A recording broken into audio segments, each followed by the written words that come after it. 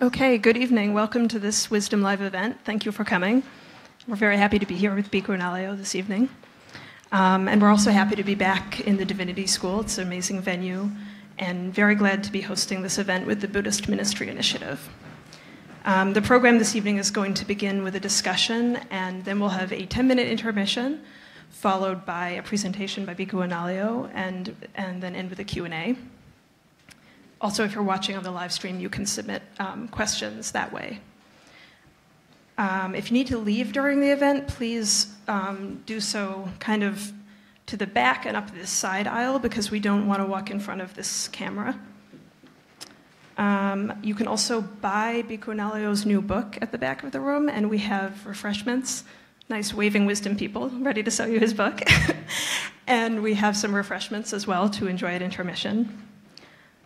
So I think that's it. So please do silence all devices and join me in welcoming Bhikkhu Analāyo, wisdom publisher and CEO Daniel Aitken, and professor of Buddhist studies at the Harvard Divinity School, Charles Hallisey.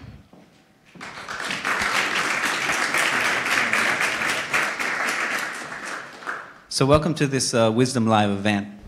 I wanted to thank Chris Burley and the Harvard team for making us welcome and putting on another fantastic event for us. And thank you all for coming. I was a bit apprehensive with the topic of rebirth. I was thinking if we do like Buddha's brain or Buddhism and science or Buddhism without belief, we'll fill the room. But I was wondering, rebirth, how many people are going to come to that? So it was so reassuring to see so many people at this event. And I think, or maybe you're all here because Bhikkhu Analāyo is in the house. I don't think so. So thank you all for coming. We're, in a way, celebrating Bhikkhu Analāyo's new book, Rebirth. Rebirth in Early Buddhism and Current Research. So I thought I'd start off the conversation. Is my mic okay? Yeah. I thought I'd start off the conversation with asking, how did this book come about? Well, yes, a little bit funny for me to write a book on a topic that I'm actually not really interested in. When I was living in Sri Lanka and reading up on Buddhist doctrine, I was reading everything except for rebirth, because I thought, what's there to talk about? So what happened is that a friend of mine asked me if I could say something on this idea that seems to be fairly prevalent in certain Western circles, and sometimes even in Asia, that the Buddha didn't teach rebirth.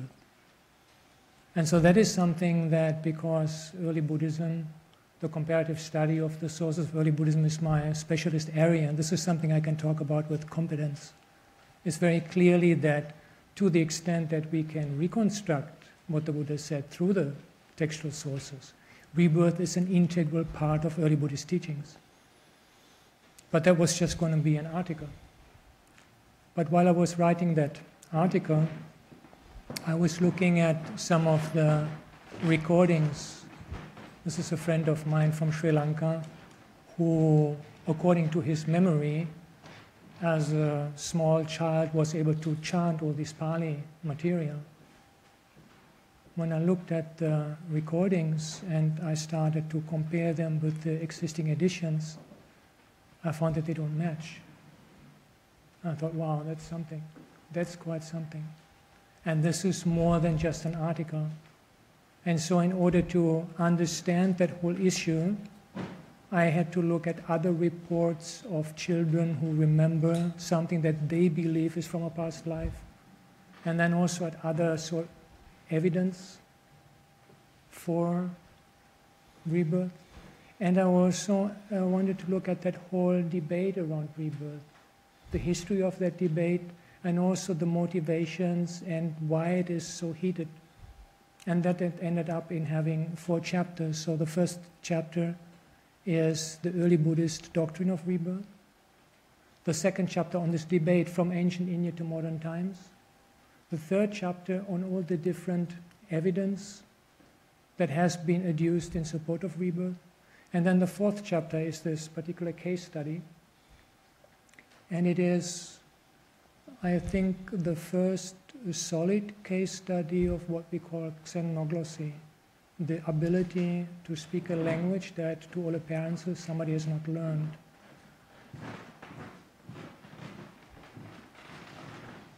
So let's talk a little bit more about this ability to speak in a language that you haven't, it seems like that boy hadn't learned.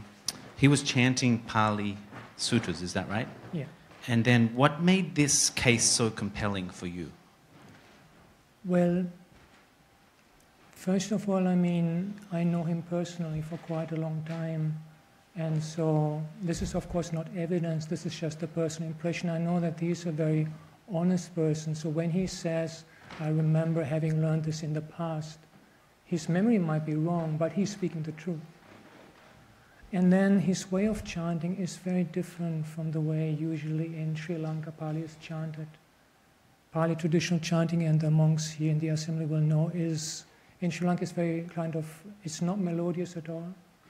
And sometimes it's very fast. You will hear like several monks chanting together, and one monk, if he has to take breath, another monk will continue. So it's something very continuous. This chanting is totally different. It's very melodious, and he always takes breaks. It's very meditative. And so this already fascinated me at that time. In fact, when I was doing my research on Satipatthana, I learned chanting from him, so that in addition to the academic research, I would also have a traditional approach to the discourse. But what really struck me is that the way he chants, you know, if you teach somebody to chant, you have to have an original. You have to have a written original. And if we are there in Sri Lanka and you get this child to chant, you would have to use PTS edition or the Sri Lankan edition. You would have to use one of these editions. But none of these editions fits what he chants. And on top of that, he makes errors which make no sense. He makes this error that in the Mahanidana Sutta there's a whole chunk that is completely missing. Now, because of my research on oral recitation, I know how these things can happen. You recite something, and actually you should be putting that whole other thing in between. Nothing happened, everything is fine. You should be putting that whole other thing in between and then continue, but you drop it and move on to the next. But this kind of loss of text is known in academic circle only since this century.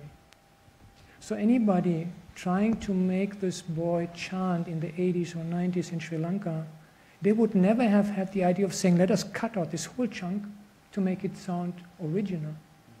And then I think the most powerful thing is in two suttas, in one sutta where he actually puts in the brain in a list of anatomical parts. And we know that the brain eventually became part of that list, but not in the suttas. And the other one even stronger, and this is the Dhammacakkappavattana Sutta. In fact, the cover image is a representation of the Buddha giving, this is the first discourse, according to tradition, spoken by the Buddha, the discourse on setting in motion the wheel of Dharma. When the Buddha has given that first discourse, there is this acclaim, the celestial acclaim, all the different devas. Yes, yes, wonderful, the Buddha has done it. And in his chanting, there's a whole subclasses of devas that do this, which we get in no edition. And nobody would have the idea of putting that in. So that makes me feel confident of saying that this is a genuine case of xenoglossia, of recitative xenoglossia. We have two types. One is, like I'm now talking, the ability to actually talk freely.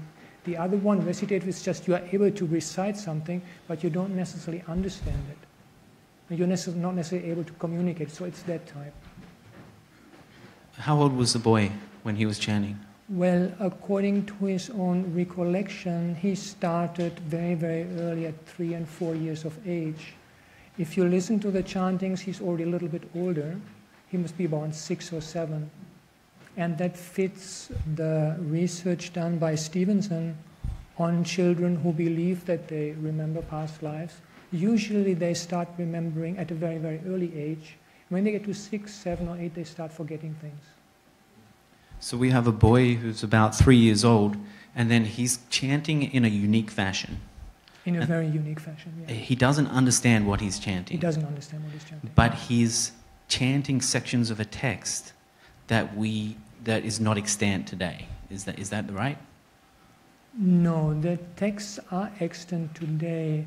I am talking about variant readings, and maybe I should explain that a little bit more. Maybe Charles likes to say something on that? It's a very unusual example. There's Stevenson's collected other examples of children who are kind of chanting what they say is Pali or Tibetan, but people who know the Pali say, no, it's just gibberish. It's sounds that sound like Pali, but they're not. In this case, Venerable Analāyo is able to show, well, these are texts that are known in a variety of printed editions, variety of traditions, but they are variants of what we know. And so it's not something that is made up, but it seems to be an independent transmission of what we know from other transmissions. And so one of the really striking and unusual things is, you have a whole variety of instances of xenoglossia, one where in rural Sri Lanka, a boy growing up with a very pious Buddhist family is chanting Arabic, like Muslim prayers, in an area where Muslims are not. And then you say, well, how did that happen? But all of these are by hearsay. That people are saying, oh, we heard the boy doing this, and so on. This is a case where it's been recorded, and then the recording can be compared to other editions. And what Venerable Analāyo does, it's as if you were editing a separate transmission of manuscripts. It's a different witness, and you're editing it in the way that you would edit as if we found manuscripts in any other part of the world. And it's say like a unique kind of example that's been done. I've never seen anything like it. And you just say, oh, this is something that you have to pay attention to. Exactly how the child is able to recite so much and so accurately. What other explanation besides something like rebirth? There's not any that is ready at hand. But you just say, oh, we have the textual evidence here that is just a remarkable document. I'll just say that if you didn't read the earlier sections, you would just see it as if you were just editing it like Northern Thai manuscripts or something. We found a new library, and we're just comparing it and saying, oh, this is how this version came about. And you wouldn't have any ideas of, oh, this is some kind of recollection of things learned in a previous life. Yeah. How do you think you might explain that if you didn't resort to rebirth? It's above my pay scale. This is one of the things that's most remarkable is that the other cases, they can be disputed in terms of the transmission. That people have said, oh, the child could remember this, and there's enough kind of leeway in the place where you could say, well, maybe, maybe not. This is like a case that you would just say, this is something that needs to be looked at very carefully. And then the other thing that I would say, a big surprise for me was the way that you looked at the way that people have memories that, in near-death experiences, that memory being tied only to the brain. We could say, oh, we have enough examples of that in medical research. So it's just like, oh, there's so much we don't know about what's going on here. Yeah, and for me also, they are like personal things that happen in the exchange with him. For example, there's one story which earlier I thought, but I then didn't put it into the book. So I was reciting the Satipatthana Sutta, and there's one part where there's instruction on practicing mindfulness with different bodily behaviors. And so there's one part that says saminjiti pasariti, which means like stretching and bending the arm. And so we were reciting it together, and then he asked me, Bhante, what does this mean? Because every time I recite this part, I feel like giggling. And I said, there's nothing to giggle.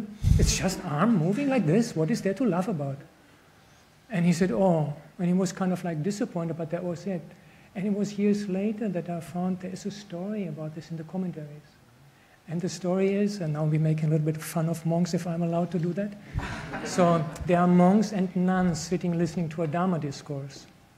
And the monk should be aware of what he does when he stretches or bends his arm, but he's not. So he stretches his arm, and he touches a nun, and he touches her on the breast. He pulls it back, and she pulls it back. You can imagine the rest of the story.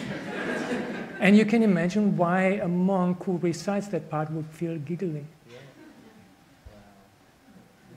So when you ask the boy, what's his explanation for how he can recite in a language he's never learned and feels emotions in regards to the chanting that he can't understand, what's his explanation?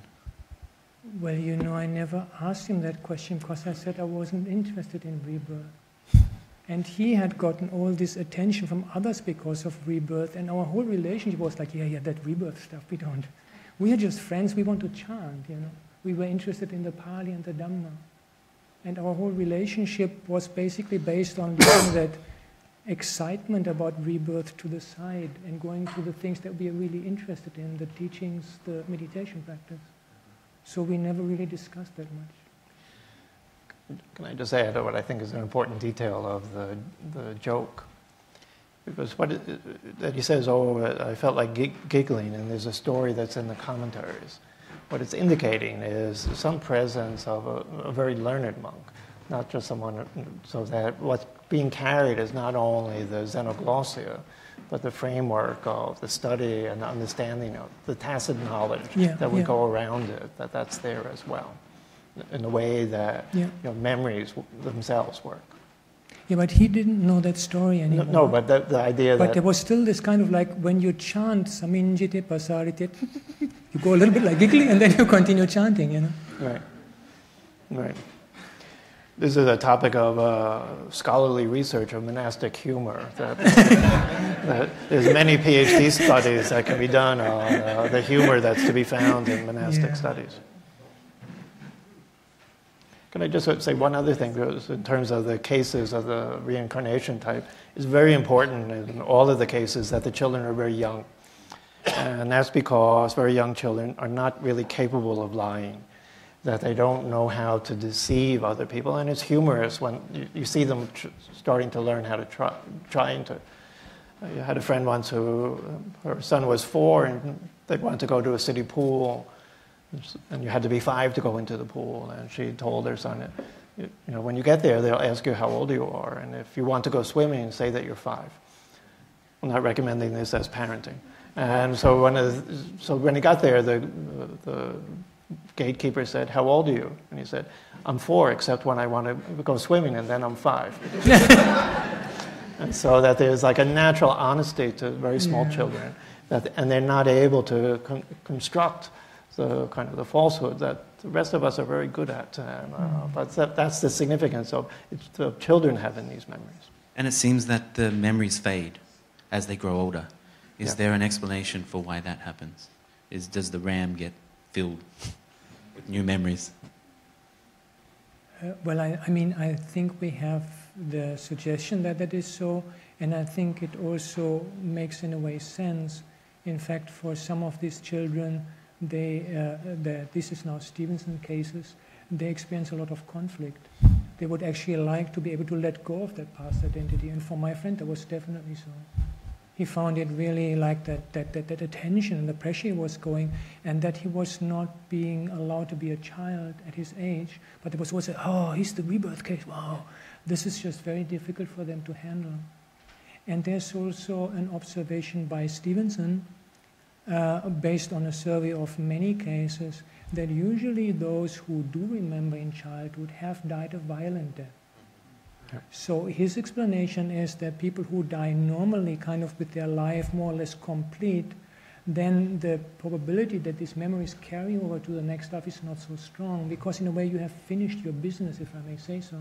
But if you die a violent death and things are like unfinished, you find yourself in the new situation, then all these past things still come up and you have to really transition between the two. But I think many of them are actually happy when they can forget about it. But that is again assuming that this is really about rebirth, and I want to be clear that I think the case I'm establishing a case of xenoglossia. I also agree with Charles that it is probable that rebirth is the explanation, but I'm not marketing it as the proof of rebirth. I want to be very clear on that. And the whole purpose of that book is to open dialogue and not to say, no, I've shown you, Buddha is right. Just to say, for people who don't know, Stevenson was a professor at the University of Virginia, in the medical school? Or, yeah. Yeah, and he dedicated his whole life to researching cases, what he calls cases of the reincarnation type. He was around the world and trying to get records of small children who seem to remember a previous life and who are able to give information that in some way or another can be verified. And he's written lots of books. I mean, this is amazing. It's like about this much of books on the cases, and then these 2 big volumes where he also studies like birth defects and similar things, where somebody like has an accident and then in the next life they still have some repercussions of that and similar type. But his research has not been taken very seriously. I think the difficult thing about rebirth is that for most of us, it's not directly observable, right? And that's not to say it's fictitious. Just because we can't perceive something doesn't mean it's not there. And we have ways of knowing things that are out of reach of our senses. So we can use reason, we can rely on testimony. And so I'm wondering if you think that rebirth, we can know rebirth through reason, or in the early Buddhist tradition, is reason a way to know rebirth? Or do we need to rely on the testimony of others until we directly perceive it ourselves? What would you say to that? I think that ideas about rebirth are like my ideas that I am an individual. The fact that I'm an individual, I can't observe. I can't begin with an idea, how do I prove to myself that I'm an individual? I begin with a way of looking at things, and then it's confirmed by things that happen to me. But someone observing me, say, you're not an individual at all. You speak the same language as everyone else. You dress like everyone else. You walk down the street and you're immediately identifiable as an American. So there's all kinds of things. You say, there's not a shred of individuality to you. And you say, but I experience myself as an individual. And you say, so I have a way of organizing the information in the world. For me, I think that rebirth is an idea that is a way of organizing information in the world, in which then you start to find confirmation of it all the time. And then when you hear stories of the reincarnation type and of children, it's an added kind of thing. But you couldn't reason, I don't think you could reason yourself to the idea of saying, I'm an individual. You know, Descartes could say, I think, therefore I am, but that's pretty slim evidence here. And so you should say, because we're not beginning with the idea, we're looking for some way to convince me. But if you begin with the idea, you just find confirmation of it. In the same way that you would say, I endlessly find confirmation of the fact that I'm an individual, even though there's no evidence for it. Yeah, I resonate very much with what Charles said. And Can I just interrupt you and just say, when he said he resonates with me, he was proving that I'm not an individual. Who was that? You missed it.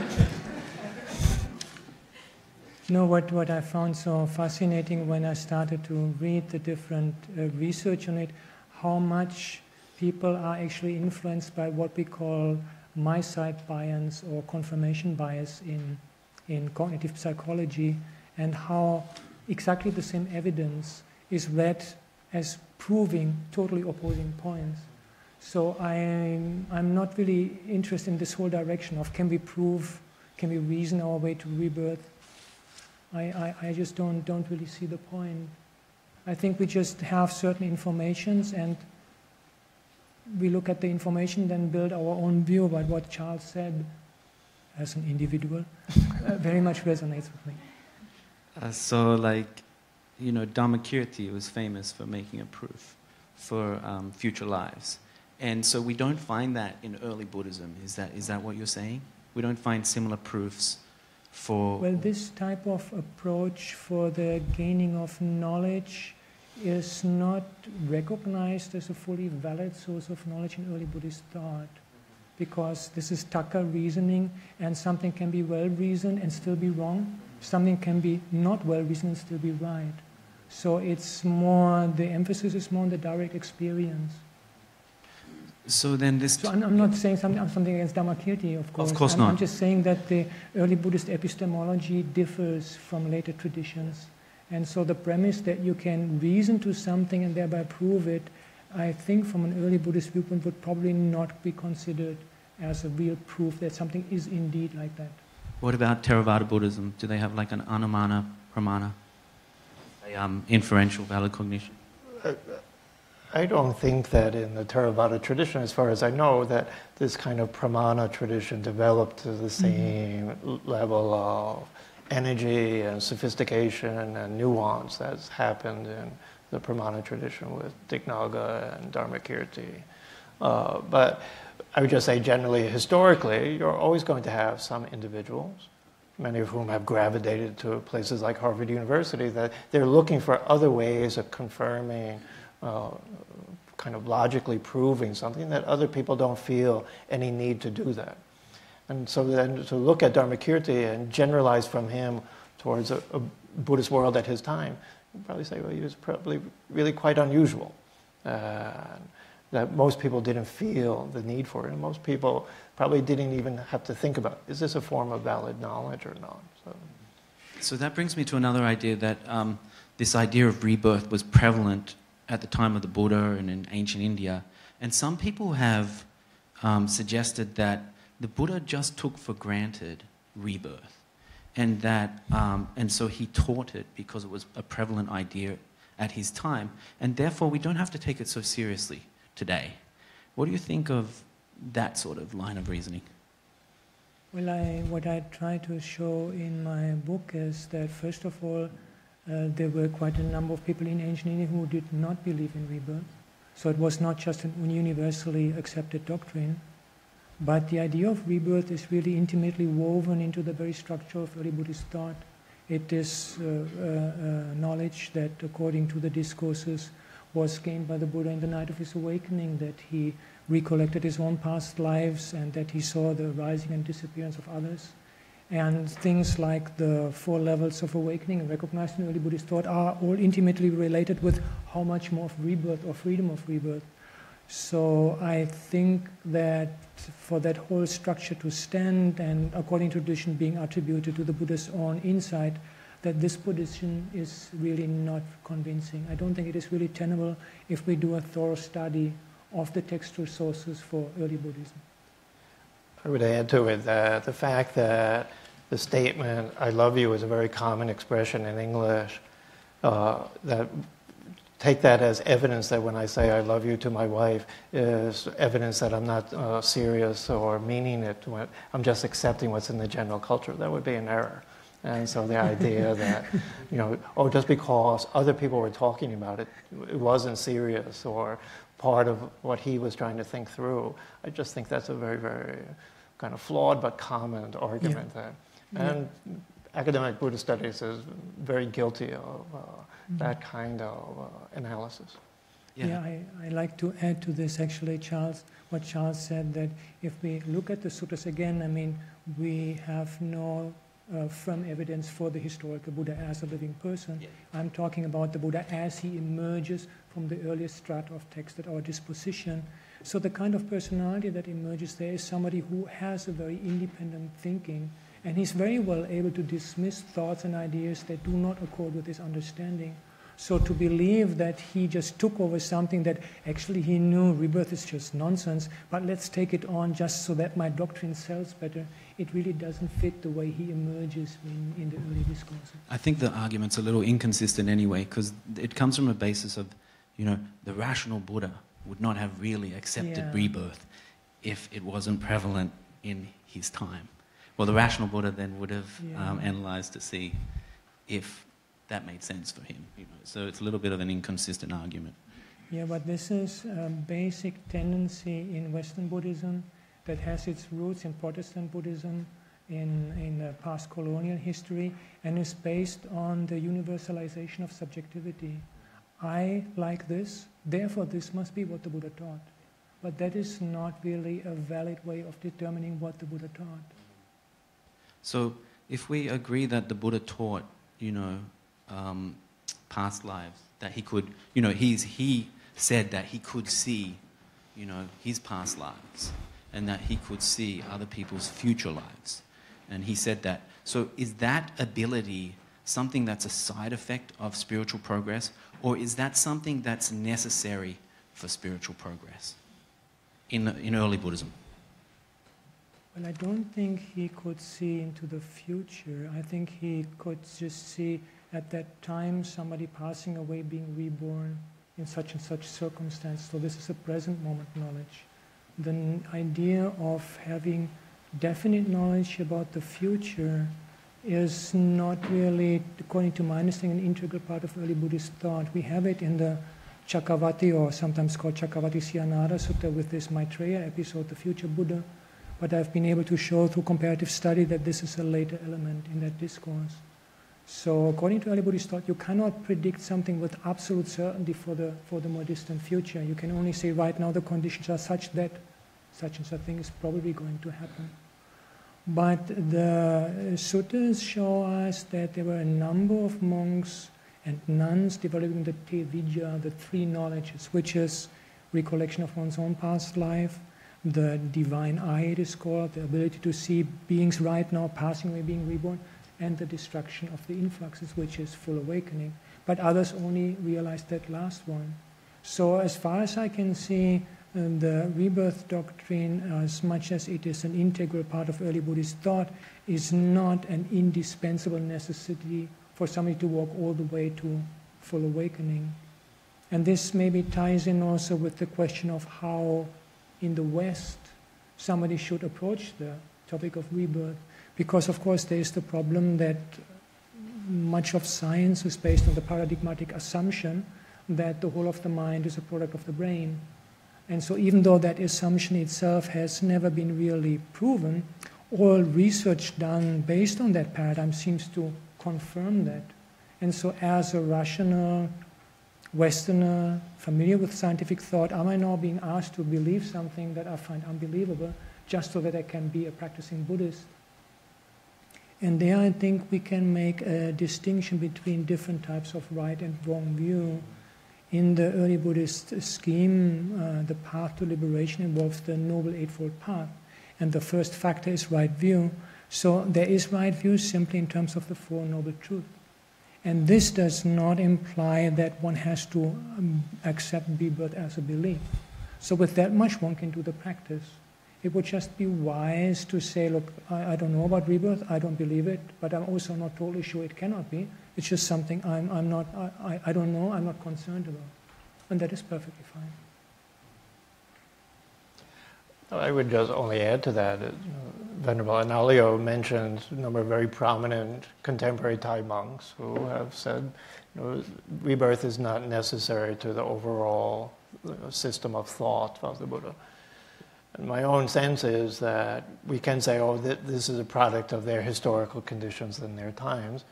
I'm also willing to be open to that in the past, there may have been quite a number of individuals who were as serious and readers and thinkers and meditators about Buddhist life and the Buddhist thought, that they also came to similar kinds of conclusions, but just didn't feel any need to try to make a case to disprove something. They would just say, it's not necessary for what is important for me in my own life. I told both of you before we started about someone in Sri Lanka, Mahinda Paliwadna, a very brilliant professor in Sri Lanka. And I once asked him, do you believe in rebirth? And he thought carefully and then said to me, there's nothing in my life that I needed to explain.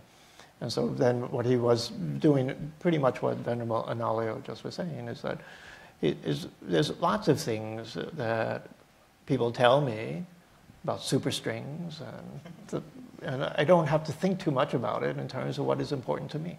And so you could say there's all kinds of areas of Buddhist thought that people are not, that they have to pay attention to.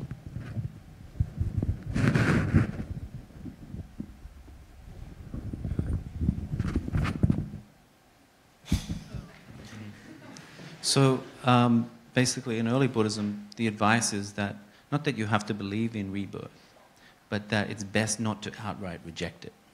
Is that what you were saying? Well, there's no explicit advice of that type, but the formulation of wrong view is, among others, also the rejection of rebirth. And it's the rejection of responsibility towards one's parents, the rejection of the law of karma.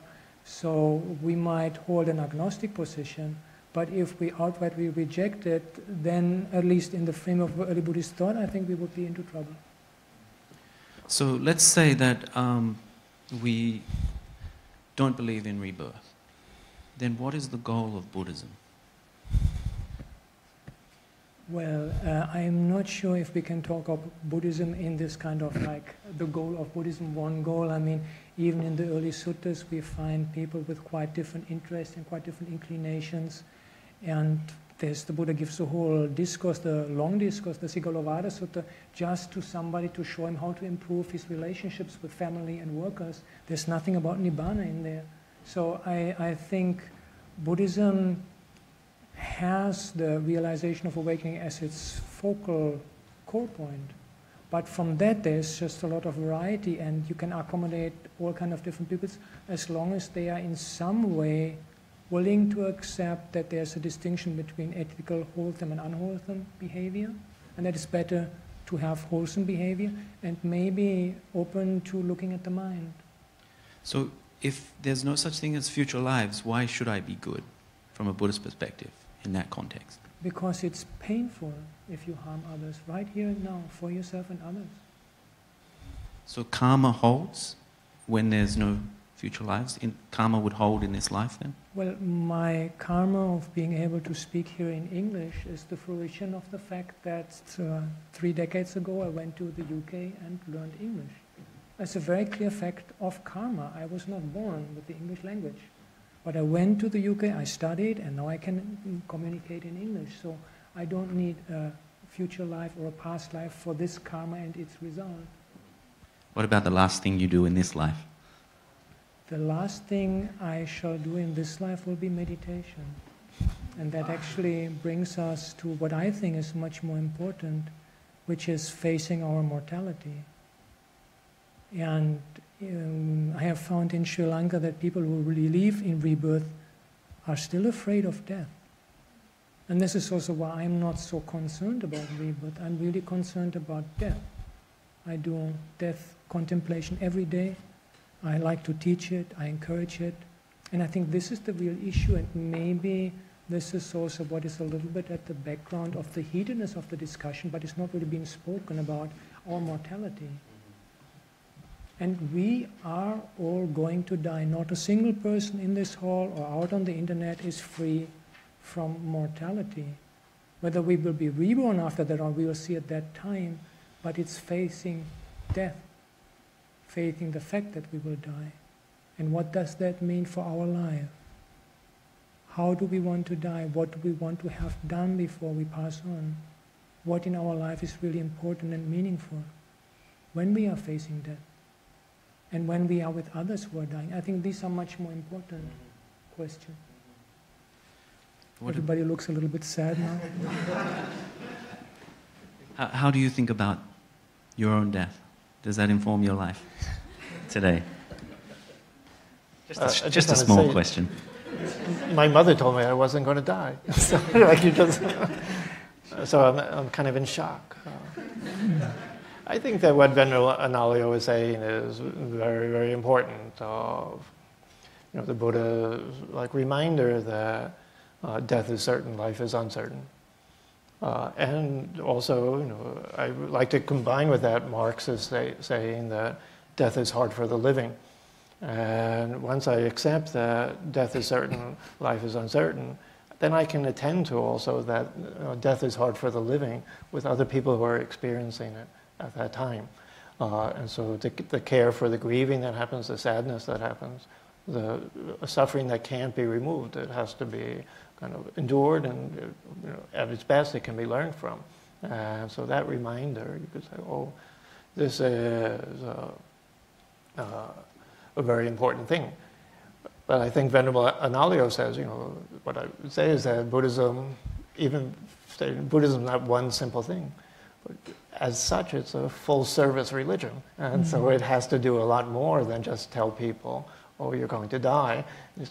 So the Mangala Sutta is one that is very important for me, and it tells you about, having friends, taking care of your parents, taking care of your children, preaching the Dhamma, meditating. And you could just say, that this is a vision of a collective life, of people doing different things, but what each person is doing is enabling other people to do good things as well. This is something also that the Mangala Sutta is not taken seriously by academic Buddhist studies, but I think it's one of the most important texts that we have. So let's imagine there is such thing as rebirth. So in the Buddhist context of no self, then what continues from life to life? This is a common question. Maybe boring for you. Well, there is maybe sometimes a misunderstanding of the doctrine of not self as meaning that there is nothing at all. And this is not the case. In fact, one of my favorite sayings is the voidness of emptiness is filled to the brim with causes and conditions. So the not-self doctrine is not saying there's nothing at all. It just says there is no permanent essence in things. Everything is just a combination of causes and conditions. And so once we have the causes and conditions, then we don't have a difficulty to explain that there is a continuity, even if part of that set, which is the bodily, the somatic part, is left behind. And in the Mahanidana Sutta of the Digha Nikaya, we get the impression that it is particularly vijnana consciousness that is seen as the continuity from one life to the next. And then consciousness is just a stream, a flow of being conscious. So consciousness is just a stream or a flow? No, it's the flow of consciousness is what accounts for rebirth, is what you're saying? That is, you see, when we look at the early Buddhist teachings, we don't get like a clearly formulated out package, but we get these spotlights in different discourses. And so this is what I think the Mahanidana Sutta in particular implies. Because it speaks of the consciousness going from one life to another, being established in the mother's womb, and things like that. So it seems that consciousness is seen as the continuity from one life to another. But I mean, it's a continuity already during this life. For Analāyo to be here and talking, there's no permanent essence of Analāyo anywhere. It's just the continuity of bodily and mental processes held together by causes and conditions. So Analāyo has I don't know if it's an image original to you, but I was really quite struck by it. He describes a river coming down a very muddy hill, so it's filled with dirt and mud. It enters into a lake or a still area, and in that all the silt drops down to the bottom, and then it flows out on the other side. And so we say, the river is the same on both sides of the lake. We call it this by the same name. But the idea of what continues, it would not be the same thing at all.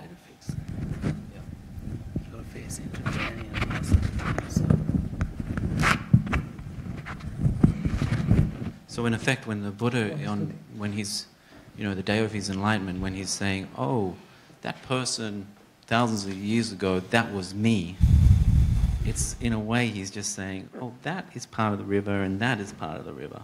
Is that the analogy? You have this phrase that's very useful to remember, because the way the question is posed is that, is it the same or different? But the answer is that it's neither the same nor different. And so you can't say that it's the same, you can't say that it's different. And that seeing how both of those things are simultaneously true is the answer to the question that you're...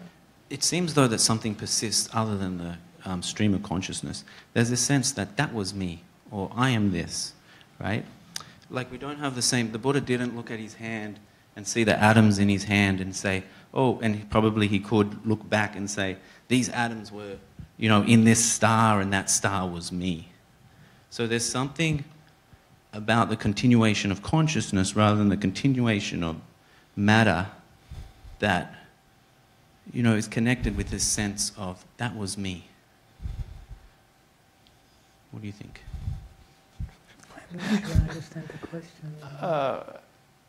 I don't know if I want to identify the statement that I'm talking about myself as, that is me, as my consciousness.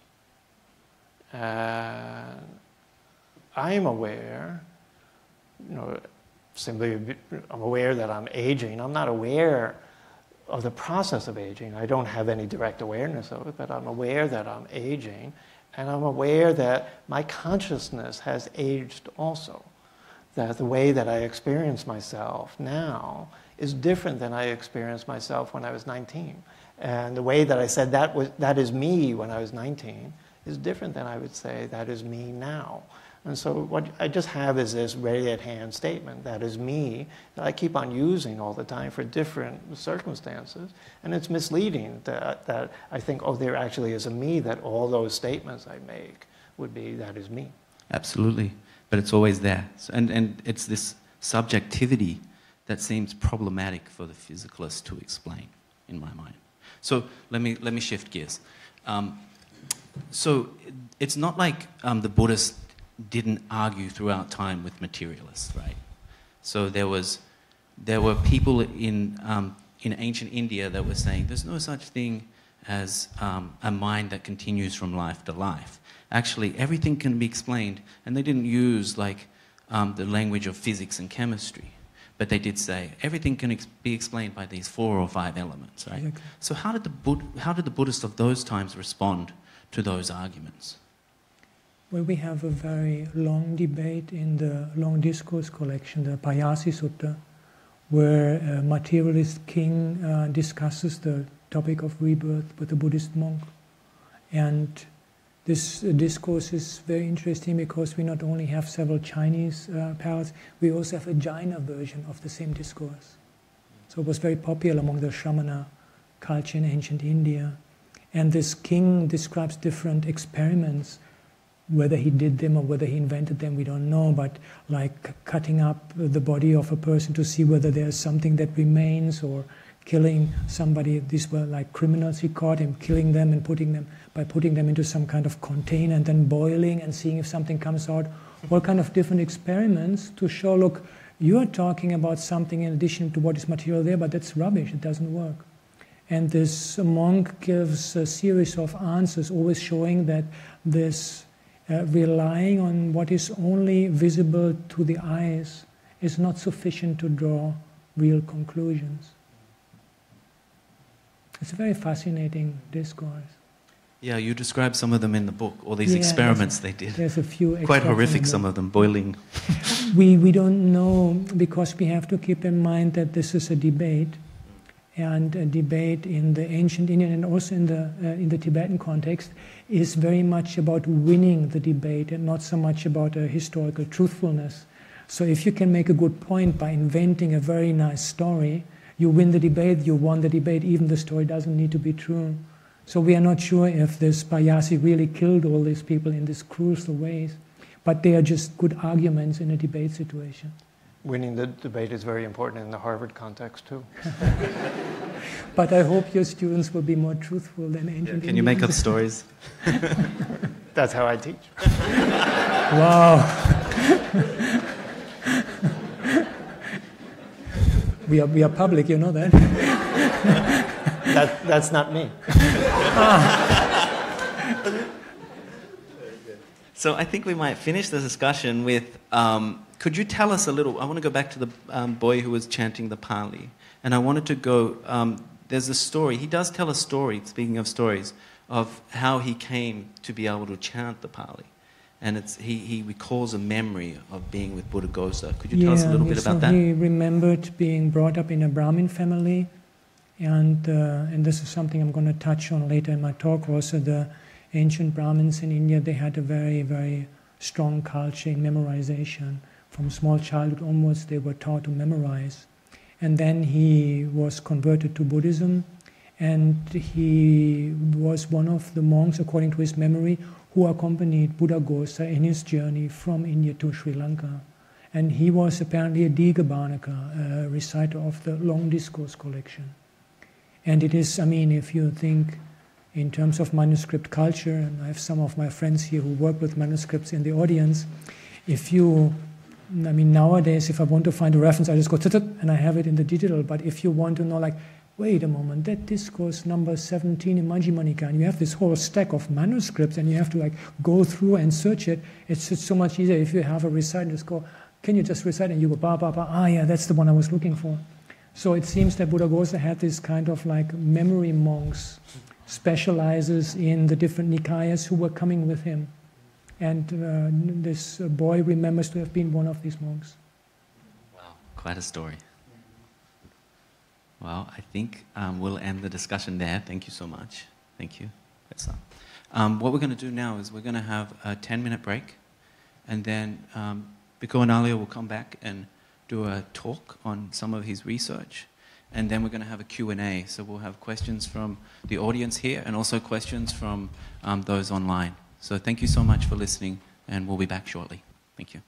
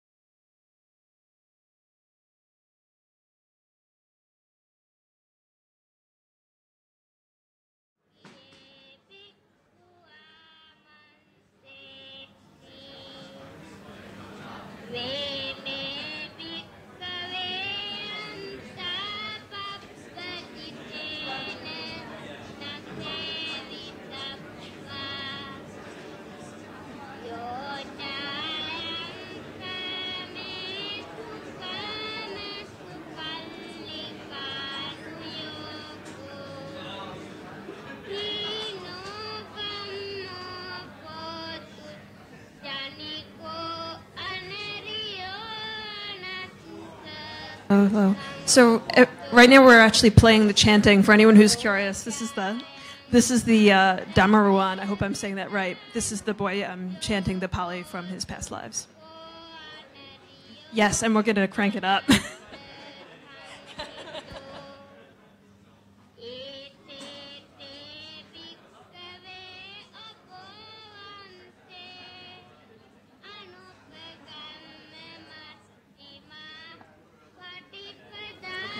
I don't want to make it like too loud.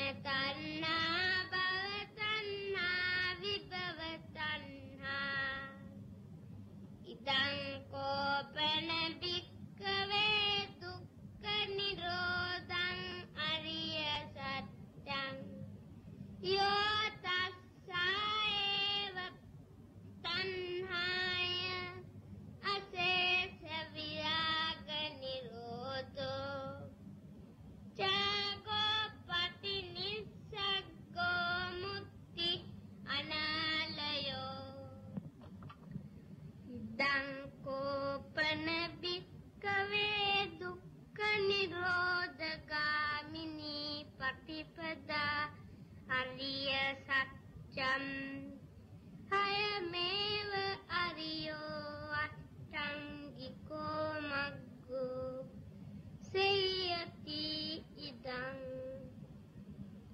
samma ditti samma sankappo samma vaca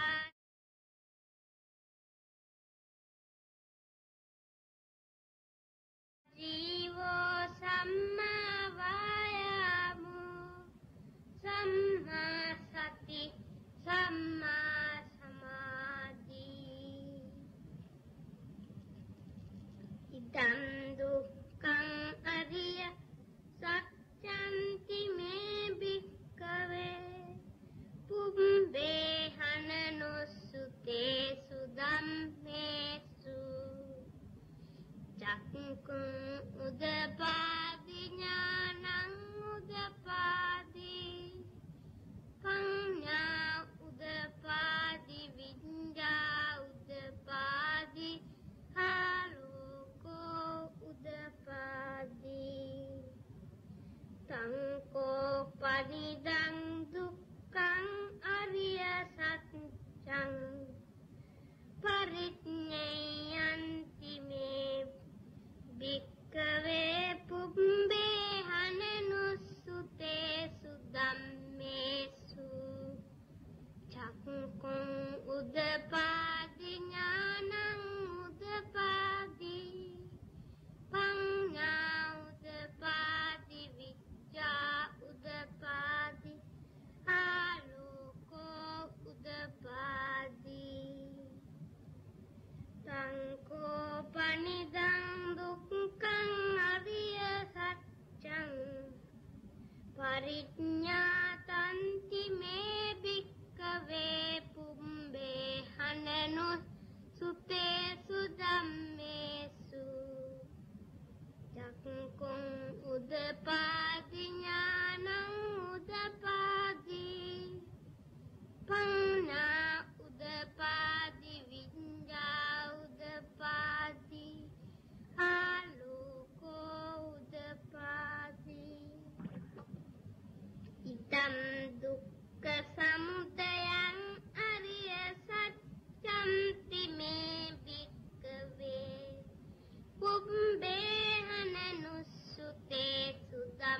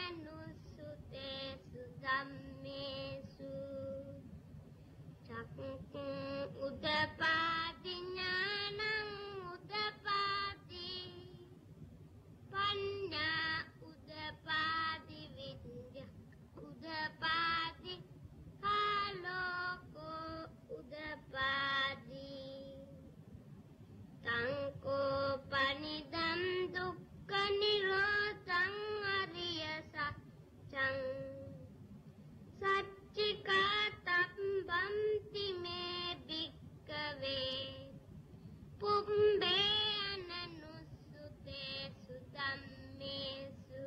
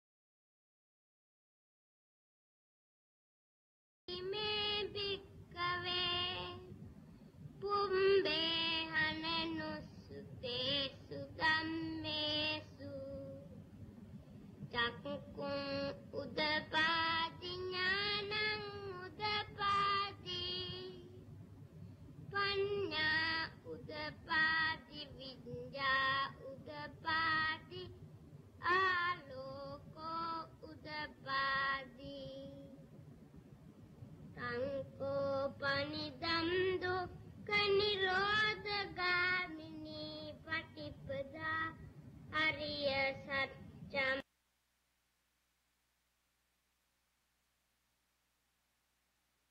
Check.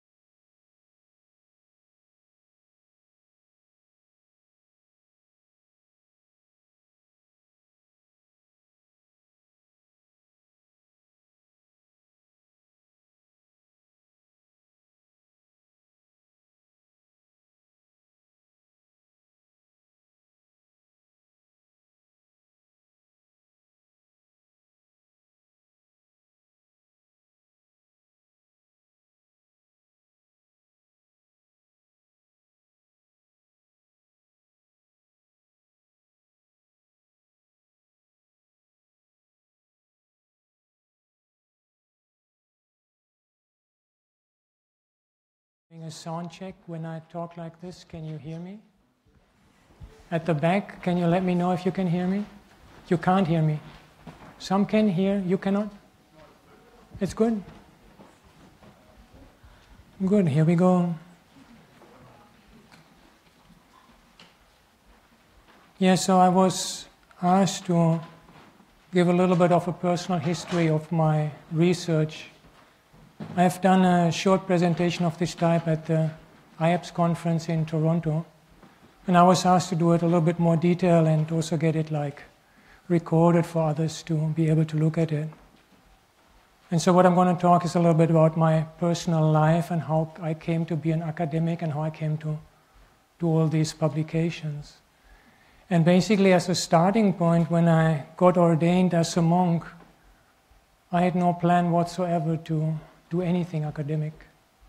I had done a BA equivalent to a BA in history in Germany, but that was it. And this is just a picture from the early time of my monk's life. I really like to go to these romantic places to meditate. There's this waterfall there.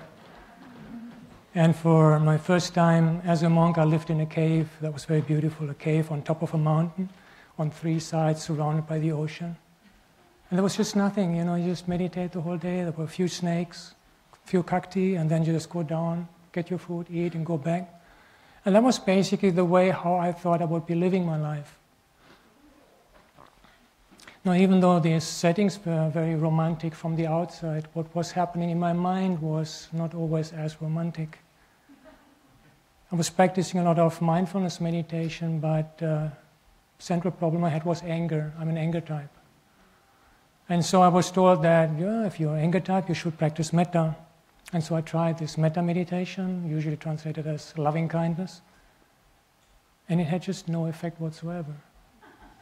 I was like, And then I started to look at the suttas, the Pali suttas, the translation, and I found that what they describe about metta meditation is completely different from what we usually get when we get traditional teachings. The discourses speak simply of an arousing of this condition of metta and radiating it in all directions. Nothing about verbalizing and a friend and a neutral person and an enemy. And when I started to play with that, suddenly things started to work. Suddenly that metta was doing something, and suddenly this very, very angry Analāyo was becoming only very angry and then only angry. There was a very clear diminishment. And this kind of made me realize the difference between early Buddhism and later tradition, and realize the significance of really seeing things in the historical perspective. And that has been kind of setting the course of the rest of my life as a practitioner and as an academic.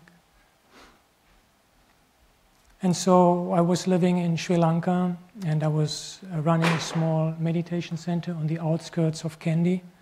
And one day my meditation teacher, my Kalyana Mitta, Gopin Samaratna, he had invited me to come along to the university. He was giving a meditation class at the university. So I went along, and there was this meditation class, and when it was over, and you can see he has a little bit less cheekiness, and he was a little cheeky also. He was sitting there just with the professors and me, and suddenly they start talking about me doing a PhD at the university. And I was sitting there, Analāyo, they're talking about you. PhD on Satipatthana. Mm-hmm. And I mean, Sri Lanka is a little different from the West. If you disagree, you don't just stand up and shout, you just sit there and hope you get a chance later on to move things in your directions. I was not at all happy about this whole idea. But I talked with Godwin afterwards, and it was very clear that he wanted me to do that. And I thought, okay, on one condition, I spent half of my time meditating. So I started to get into the university and do all my research, but I would always divide the day. In the mornings, I would do my research, the whole afternoon, silent retreat. And working in that way, the maintaining of the meditation practice really informed my work. And eventually, then this became published as a book. This is my first book publication. And this book has immediately become a bestseller. And it has been translated into 10 languages, and another 6 translations are underway.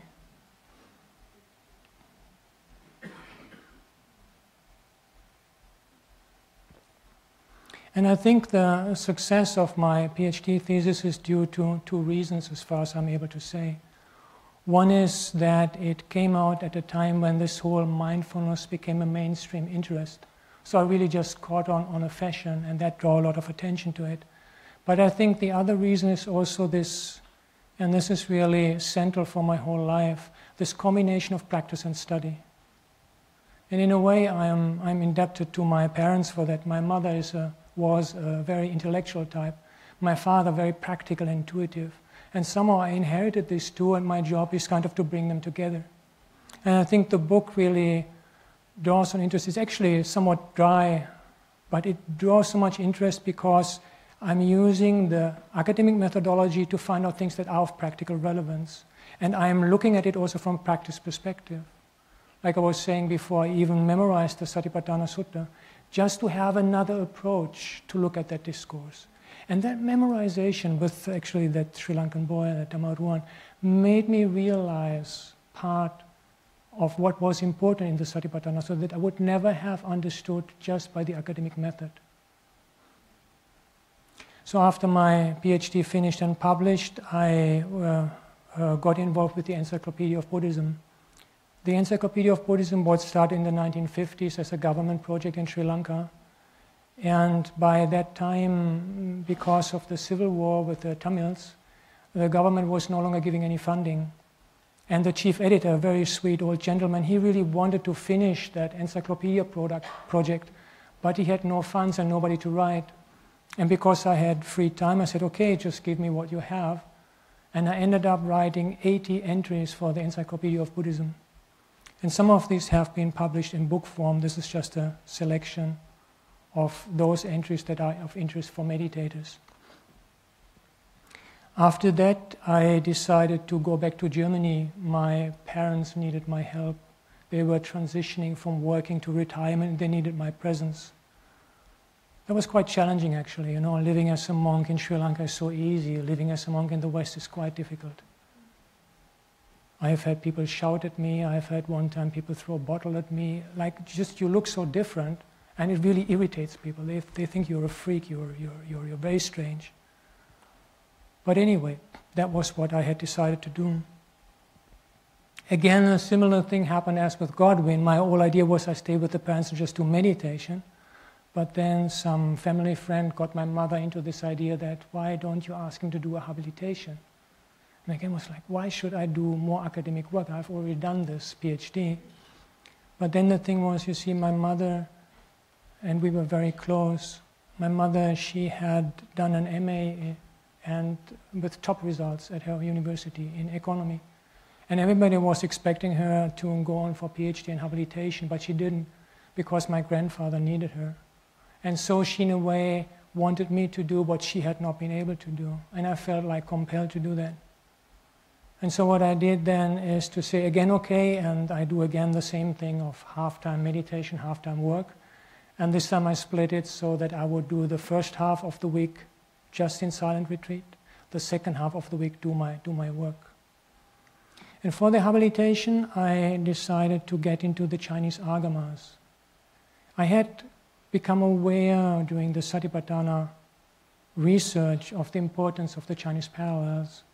So I went to Germany and I learned Chinese, I learned Tibetan, and I also had to really brush up on methodology, because the methodology taught in the West is really very efficient.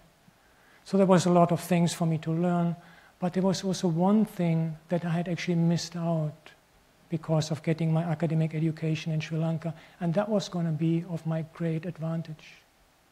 And that thing was this idea that there's no early Buddhism. There are no sources for early Buddhism, because the Pali discourses and the Pali commentaries should be allocated to the same time period. Therefore, we have no sources for early Buddhism. And it's just meaningless to discuss it. Even one professor told me I should not even use the word early Buddhism, because it would show me to be unscientific. Now, if I had received this idea in first or second semester at the university, I would probably have swallowed it as part of that whole body of knowledge that you just take over. But when I came across this idea, I'd already done a PhD research on Satipatthana. Very clear difference between sutta and commentary. I had done all this research for the encyclopedia, Again, very clear differences. So it was just like, I can't buy this. I don't believe it. So the idea from my habilitation then was, let me see, let me try to find out by myself. What is really there in type of evidence and what is the value of that evidence? So I took up the whole of the Majjhima Nikaya. The Majjhima Nikaya is a collection of middle-long discourses that have about 152 discourses and between 300 and 400 parallels in Chinese, Tibetan, Sanskrit, a few in Gandhari, a few in Uyghur. And I decided to study this whole collection because I wanted to get a clear idea of what kind of material that is. I was advised not to do it. They say it's much too big and you can't catch all the details. And yeah, I'm very much in love with details and precision, but I felt this time I have to really take on a very big project because I want to understand the type of material that we are dealing with. And so I started working my way through the Majjhima Nikaya, one discourse after the other. When I came to Majjhima 86, that is the famous story of Angulimala, that murderer who became an arahant, I had a crisis. I just couldn't make sense of my findings. There were so many similarities and so many differences. How to put that together? Just no idea. So I stopped the whole thing, stepped back, and tried to come back and try to understand what is this material I'm dealing with? What is its characteristic, and how can I put all the findings I have into a meaningful context? And in that darkness of confusion, if I may call it such, I was particularly inspired by the work by Oscar von Hinüber and Mark Allen on Buddhist oral tradition. That was a first light in my darkness. But I had to go all the way to the Department of Cognitive Psychology to ask for help, to understand the working mechanism of textual memory. And that really solved the situation. Let me just grab some water.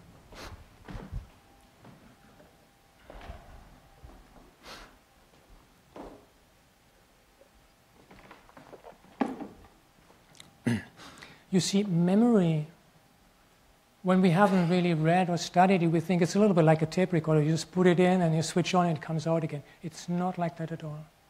Memory is very much an act of construction. Seeing all of you here, I'm not just taking that image into my mind, but I'm taking it together with associations, inference I'm drawing. And at a later time, when I want to recall it, it's not that just this whole image comes up. What comes up is just more like a general type of attitude. Based on that attitude, then I build it together. Oh yeah, that was when I gave that talk at Harvard, blah, blah, blah. And so human memory is not as reliable as we would like it to be. In fact, police are very well aware of that they get this eyewitnesses of a particular accident or thing that happened, and they tell so much different stories. And they're not lying. This is their memory. And particularly interesting for my topic was one research done on textual memory. They used instructions for Microsoft Word. And they had 3 types of people. One, very professional, using Word every day. Another group, they had some idea of Word. Another group, no idea whatsoever. And they were given an instruction, asked to remember it, and later they were asked to identify which words were in that instruction, to see how exactly they could remember that instruction. Which of these 3 groups do you think came out top? The beginners, those who didn't know. So you have already read the research. I thought I had this big thing to pull out of my sleeves. Yeah, I was really stunned by that. It's the beginners. Those who had no idea, because they were not able to draw inferences. They had only that surface meaning of the text, the words that didn't have any meaning for them, and so they remembered them with precision. And this particular research explains the strength of the Vedic oral transmission. In fact, if we want to understand Buddhist oral transmission, we have to stay in the same cultural context. There's sometimes a tendency to draw on research on Yugoslavian bards, the Perry and Lord model, and I think this is really a category mistake. We shouldn't use completely different text, a bard singing in a bar, and then in Yugoslavia to try to understand religious oral transmission of Buddhism in ancient India. We have to look at the same context. And so in ancient India, we have the precedent of the Vedic reciters. And the Vedic reciters, and I briefly said that before when we were talking about Dhammaruwan, they start at a very small age, 5, 6 years. And they were learning to recite texts that they did not understand. And they were only taught the meaning many, many years later. And now we know why. Because by not understanding what they were memorizing, they were training in precision of textual memory. And that is what enabled the Vedic reciters to pass on the Vedas for centuries and centuries with an incredible degree of precision. But Buddhist monastics were not all Brahmins, and sometimes children became monastics, but sometimes as an adult age. So the Buddhists did not have this skilled in precise textual memorization, and that explains why we have so much variations. And also, there's a commentarial tradition going along with the text. We had that story earlier about that Saminjite Pasarite kind of thing. And so, just as when I try to remember something, I draw inferences, and later I don't really know, was that really there, or was that my inference? In the same way, if you have a story, or some text, or some explanation, you have a commentary, you put them into the mind. When you take them out, you're not longer so sure what was the origin, what was the commentary. And this is a way for later ideas to move into the text during oral transmission. So all these understandings of oral transmission then really helped me to make sense of my findings. And yeah, the habilitation completed. It was published in 2 volumes. I am not entirely happy with this publication, I have to say, because simply because of the breadth of material I worked through, it doesn't have the type of precision I would like to have. It's simply impossible when you compare 150 Pali discourses with 300 to 400 parallel to have the same type of precision like when somebody edits one discourse, looks at the Chinese and the other parallels, there's a lot of more precision in there. So the main body of this book, 2 books, is basically meant as a starting point for other academics to go deeper. But what is important is the overall vision of the material I gained and what I say in the introduction and the conclusion. So in a way, I consider these 2 volumes as, I call it a 1,000-page footnote to one single statement.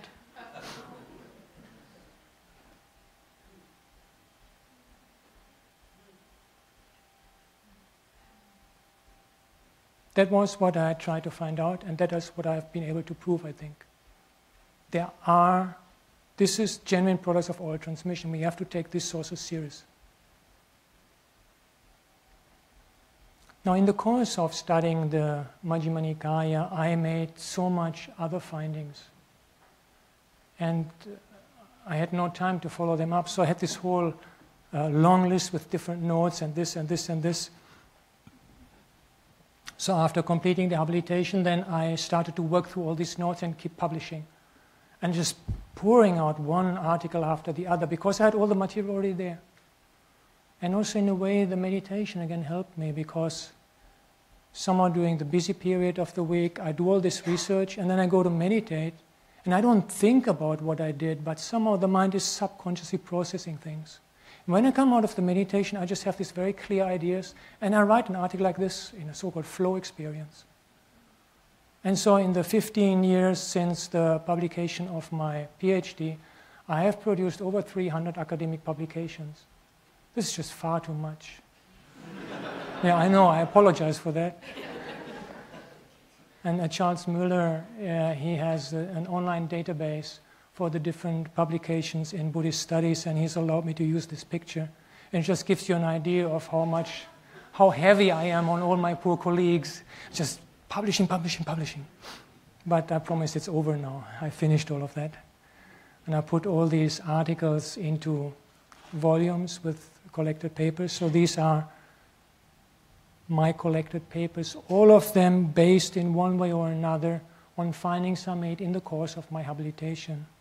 And I've organized them according to the 4 Chinese agamas, the Dirgha Agama, Madhyama Agama, Samyukta Agama, and Ekotarika Agama. And again, there's many details in there. I'm more comfortable with these four than with the habilitation. And some of my findings are sometimes a little bit speculative, and we just have to wait what other scholars say about them. But I think taken together as a body, I can again say I can make one statement with firm confidence. So this is 2,000 pages footnote to this statement.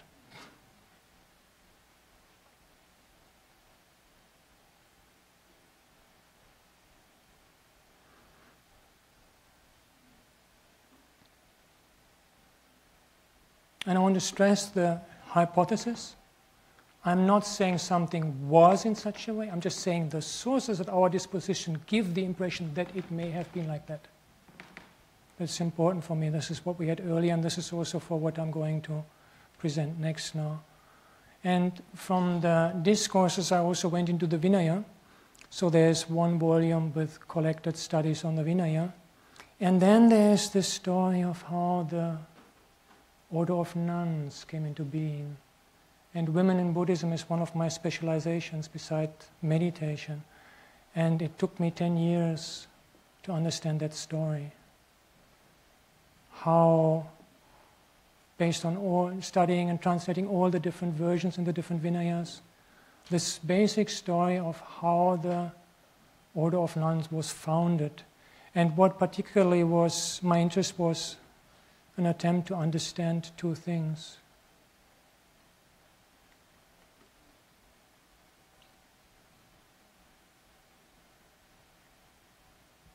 I mean, we cannot say with any certainty what happened in ancient India, but we can reconstruct the evolution of texts. And texts have their own story, and these two elements are very influential in modern, even up to modern tradition. We were early talking with the other monks about the revival of bhikkhuni ordination. And a considerable part of the problem is based on this impression that the text gives, that the Buddha simply refused to start an order of nuns, and when he was somehow tricked into it, then he said, wow, this is the death knell for Buddhism.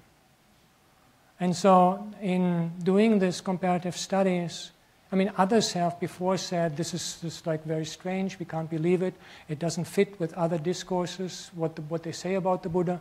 But with the comparative study, we can actually try to understand how these ideas came into being. And so the refusal, we can see that in several of the parallels, this refusal comes with an alternative option. So there is this Mahapajapati Gautami, she comes and says, I would like to become a nun, and the Buddha says, no, but you can wear robes, you can shave your head, but for the time being stay at home. And this suddenly makes a lot of sense, because at that time, to the best of our knowledge, Buddhism was just in the beginning. They didn't have monasteries. In ancient India, for women to be out on the roads was very dangerous, particularly if they are part of the Shramana tradition, which was sometimes seen just very easily available. Any male can just grab you if they want. And so it was really important to be careful and to find a way of negotiating this coming into being of an order of nuns with the actual situation at that time. And the interesting thing is that even in those versions where we do not have this second part, this information, you can do it in such and such a way, Mahapajapati, nevertheless, she does put on robes and she does cut her hair off. And if we look at those other versions, it looks just very strange. The Buddha says no, and then she does that as if she's openly like kind of revolting against him. But with this piece, the whole narrative in the different versions suddenly makes sense. And the whole refusal gets a kind of context. The other one, the prediction of a decline, according to what I was able to find, it seems to have started with the first Sangiti, the textual account of the first Sangiti. This is a meeting of the monastics after the Buddha had passed away. And so it is quite possible that when the charismatic leader is no longer there, that those who have maybe more fundamentalist or misogynistic tendencies really saw this order of nuns as a problem. Because in the ancient Indian context, that was not something so usual for women to be at the same position as men. And so they had this feeling of decline, and this is being voiced in the Sangiti, and then from the Sangiti, where it's a discussion between Kassapa and Ananda, it migrated to the foundation account, where it's a discussion between Buddha and Ananda. So this is how I think this prediction of decline came into being. Anyhow, I must say that because of the time, I'm just really throwing out very short ideas. And I would really recommend also for the next books I'm talking about that all of these books can be downloaded from the internet to read, because it's much more complex than the simple presentation I'm giving here. Another topic that I got to is the Abhidharma, the beginnings of the Abhidharma. And there's a standard idea in scholarship so far that, and I'm debating that, there's this idea that basically the Abhidharma thought is predominantly seen as a result of formal aspects, of either summaries and lists or question and answers. And this never really made so much sense to me, because we have summaries and lists in all kinds of traditions outside of Buddhism. And question and answers in themselves don't really give, cannot be really the source for the dynamic new model of thought that emerges with Abhidharma. And so by looking at certain discourse, and we see like this much is common, but here's something different, and it seems new, and brings in a new idea, we can see the beginnings of Abhidharma thoughts in some early discourses. And so this is the conclusion I came.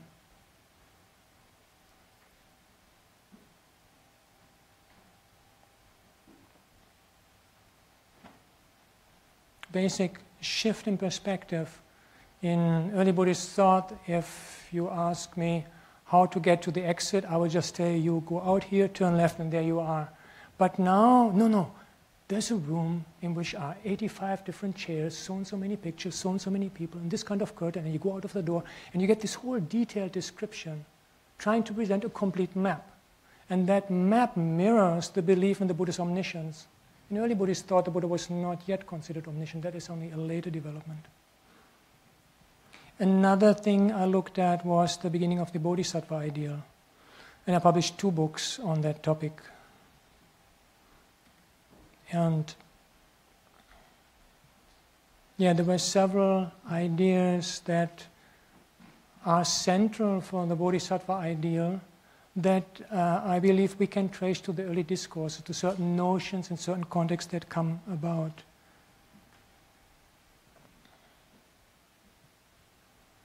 How am I doing on time?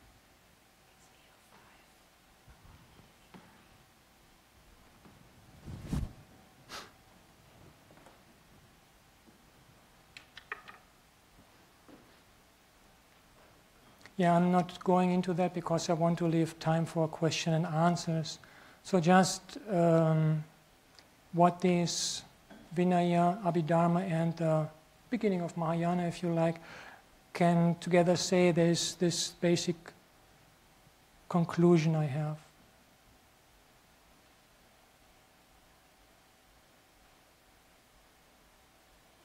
So what I'm saying is there might be differences with some of the details of my reconstruction, but I think this one stands. And my overall research conclusion really is that it is time for us to allow early Buddhism to have its full place in the study of Buddhism. And there is somewhat of a circularity. There is this idea, I cannot know anything about early Buddhism. When I have that idea, of course, I also don't study it because it's meaningless. I can't know anything. And because I don't study it, of course, I don't know about it. So there's a circularity in there. And with that circularity, then Analāyo comes and studies it and comes up with all these results. And I'm saying, like, where does he get that from? How can he be so sure? But actually, I think this is solid evidence that can be used for hypothesis, for constructing informed hypothesis. And if in the 19th century there has been an obsession with origins, I believe in the 20th century there has come, as a natural reaction of that, eventually an obsession with ignoring of origins. And what I would like to say is, let us leave aside both obsessions and let early Buddhism have its part, not be the only one, but not also be excluded in the study of, in the academic study of Buddhism.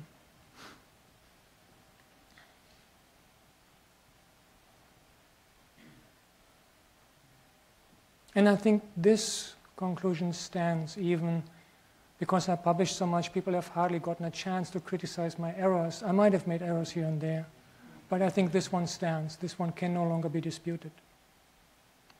And besides doing this foray into Vinaya, Abhidhamma, and Mahayana, because of my meditation practice, I of course also continue to research on meditation. So there's one book with collected studies on meditation, then a book on compassion and emptiness, another book on how to deal with disease and death. You could tell earlier that this is one of my favorite topics. And a Meditator's Life of the Buddha, where I go through the life of the Buddha only from the view of his meditation practice and try to relate that to meditation. And of course I also continued to do work on Satipatthana, my PhD, and then perspectives on Satipatthana, trying to look at the Chinese parallels, and now the recent Satipatthana Meditation Practice Guide just on the practice, on how to practice all 4 Satipatthanas. And in a way, this is really what it all boils down to the practice of meditation, to mindfulness. In fact, what I have been presenting here is not so much about, oh, Analāyo is just such a clever one. It's really about the power of mindfulness, the power of using meditation and meditative qualities to do academic work.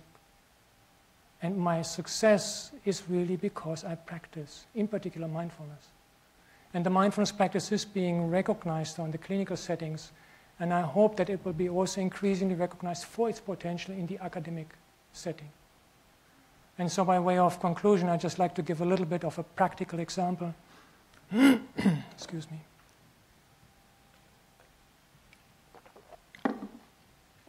How to work with certain meditative ideas in an academic setting.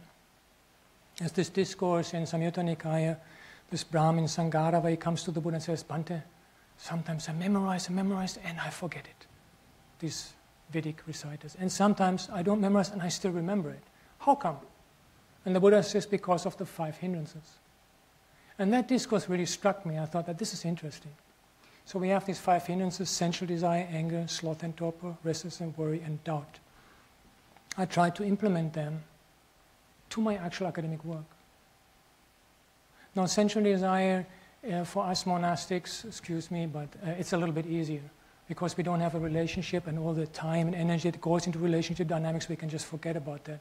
We live a simple life, take one meal, and that's it. But anger is a real problem, has been a real problem for me. So the fact is, the need to recognize. So you're there, an email comes, and stop, Analāyo, don't reply. Wait until the anger has calmed, then reply. This simple method has saved me so much trouble and so much angry responses. Because if I write a response from an angry mind, I am unable to see things in perspective. I'm not balanced. And obviously the other person is going to hit back. A very simple method. Sloth and torpor, mindfully keeping an eye on the condition of our mind.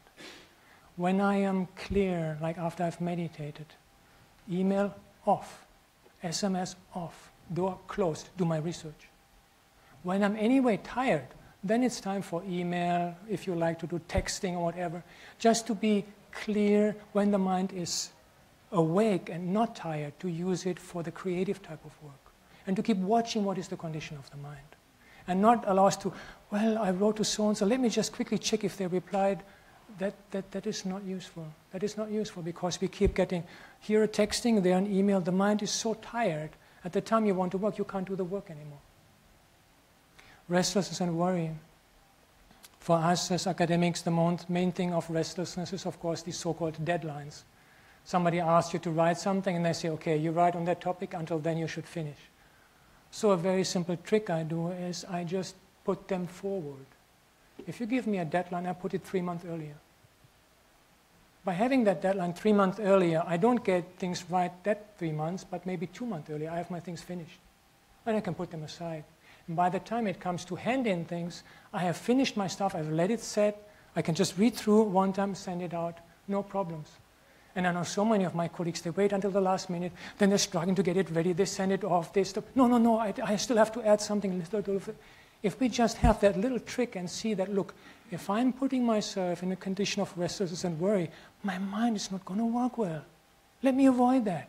Let me just play this trick on myself. And the last thing is about doubt. I only write when I have clarity of the mind. I don't just start, oh, let me write about this, and then look a little bit here, look a bit there. I research, I collect all the information, I note it all down, but I wait until all the findings I have formed itself into a complete picture in my mind. And when I have that complete picture, then it's time to write. And I usually write in one flow of the article, flip, bitten, check the references, show to friends, and out. Because that clarity is there. And so, as the final conclusion, thank you very much.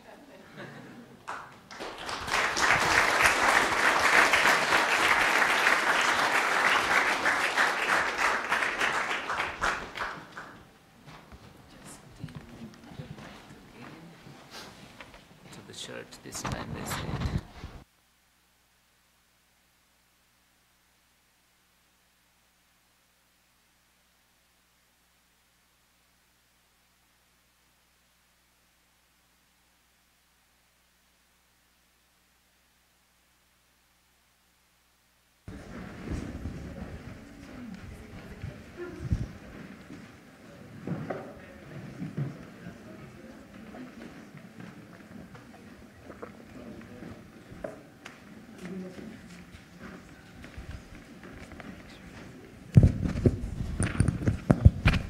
So I've already got a new book idea for Venerable Analāyo, The Dharma of Productivity.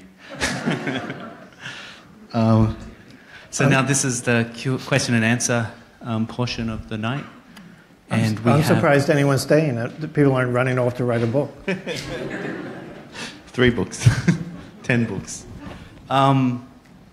We've got people running around with microphones, yeah? Well, I don't need one. Oh, I'm doing the live question and answers, actually, so I do need one.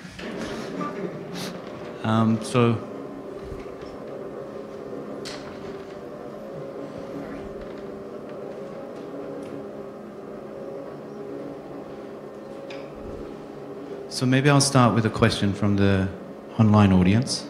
Why faith? Is faith around?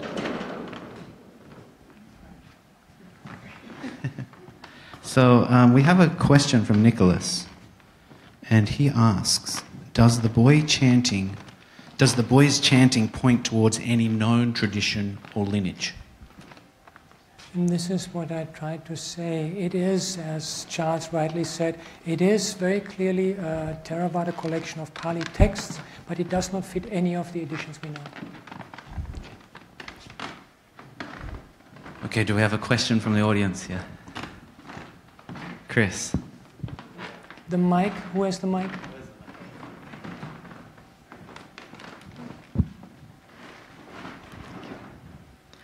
My question is, I guess, one about an epistemology of precision. I was intrigued by kind of your reflection on the texts that you felt were sort of lacking certain precision in certain ways. Some of the earlier, I believe, some of the earlier articles. And I guess it's something I've questioned within myself is, how do I come to understand what I understand when I'm trying to understand like a text or something? And given that the dimensions of practice are so important in my view to understanding context and experience, while also understanding intellectually and understanding kind of how texts perhaps have originated and then evolved and so on. How do you then see that precision that you need in order to do the translation, the work of articulating things that kind of balance both ends of that? And what do you think was responsible for imprecision, if you will, in some of that work? Well, it was just that the scope of my research was too broad. It's a very simple thing. It was not really so much in the epistemological kind of direction. It's just if, like Charles is here, I mean, he's done this wonderful study on one Sanskrit fragment of the Dirgha Agama. And it's just such a beautiful PhD he's done. And he really goes and he reconstructs the Sanskrit, he shows the different Chinese version. That is the kind of work where you can have a lot of detail. But the work that I do, if I take 152 discourses and compare them with their 300 or 400 parallels, I just can't have that type of precision. This is all I was saying. But I can have, like, what my advantage over Charles is a little bit, that I can have a clear idea of the type of material we are dealing with. So what I think I say in the introduction to my habilitation is that I'm fishing with a big meshed net. A lot of the small fishes are escaping me, but what I bring home in the net makes this effort worthwhile. Do you want to? I would just want to add that Venerable Analāyo is saying, that the studies on the Majjhima Nikaya are lacking in precision. Doesn't do justice to what he does. I would say that the photograph of the Earth that was taken from outer space that showed us what our planet looks like, that picture is lacking in precision. But it shows us something very, very important that we wouldn't be able to see otherwise. And it changed everything about how we see the planet that we're on. Just say that the studies on the comparative studies of the Majjhima Nikaya and the Chinese Agamas really are monuments of scholarship. People had thought that no one can try to do this because it's too big a job to do. But having the sense of the whole is a way of encouraging people to start to do things with this precision. And if we didn't have that, no one would kind of see the real significance of why we really need to have this done. And the falsehood that, you can't study early Buddhism would just be perpetuated over and over. Do we have another question from the audience here?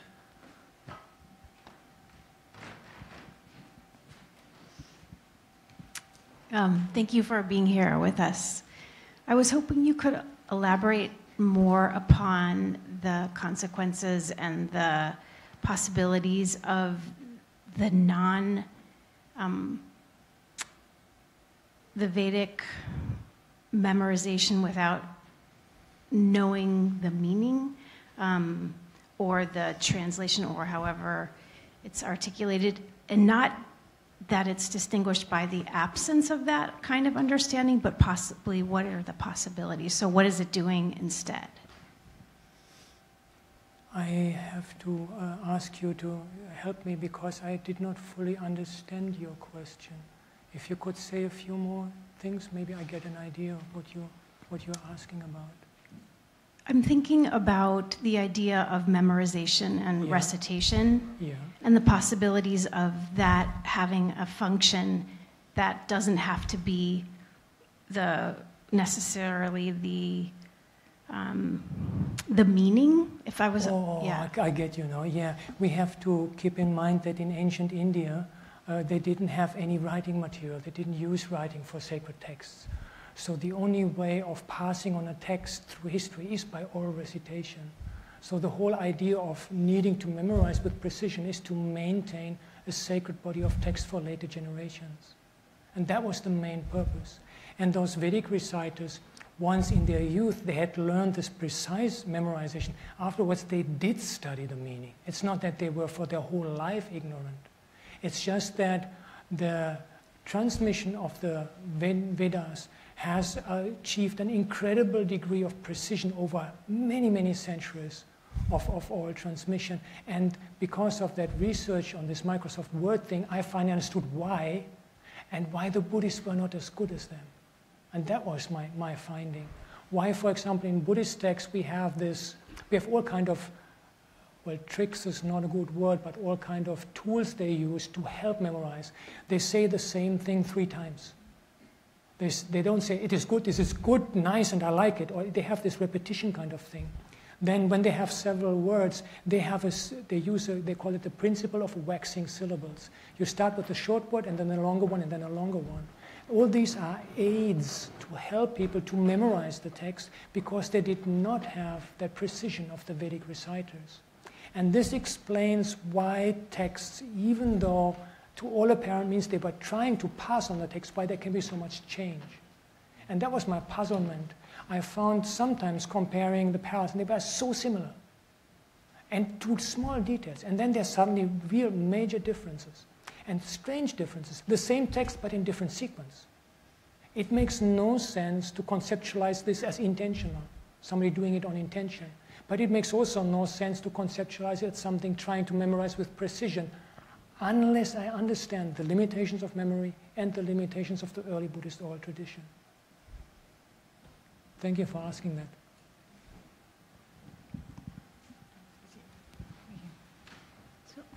So I'm interested in your teachings on Anapanasati, and you've done so much work on the Satipatthana Sutta. Is there, have you written extensively about your teaching on Anapanasati, and if so, where might one find that writing? Coming out next year. A whole book on mindfulness of breathing is such an amazing practice. Yeah, I'm a little bit familiar with the tetrads and your teachings, but I'm very interested in learning more. The book is in the process of being written, and next year it will come out with Windhorse. Wonderful, that's great news. And there will also be guided instructions, as for the last Satipatthana, that can be downloaded. Thank you. Maybe. So we have an online question. This question's about the continuation of consciousness. Since we experience episodes of being unconscious, how can we be sure that consciousness persists?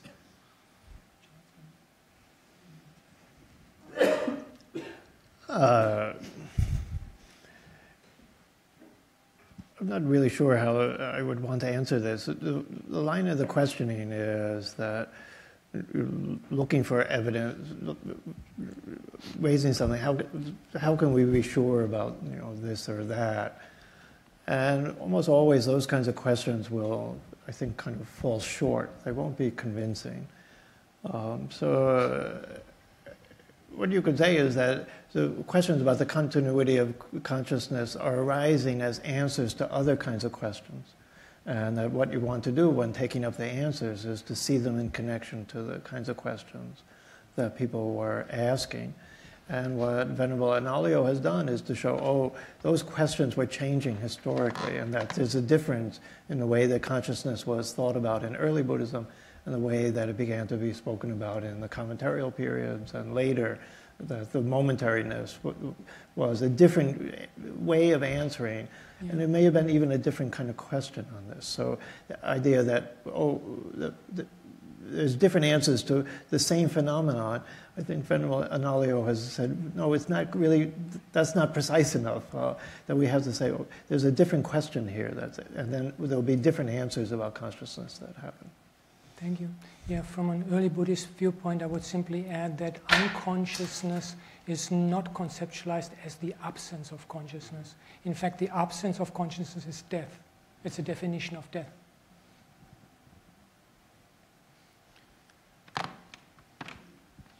Do we have a... Yes. One here. Okay. Hi. Thank you. So you earlier talked about mindfulness. So I was thinking... I can talk. So I was thinking about the meditation part. So so there's in meditation, you get to a point, you see the nimittas, you see the glorious things, and then you're super happy, and then you're just bam, the next sitting meditation. And it's kind of applicable to ego in general on a daily life. It's the moment you're super happy, the next you kind of get a reality hit, and then you're super down.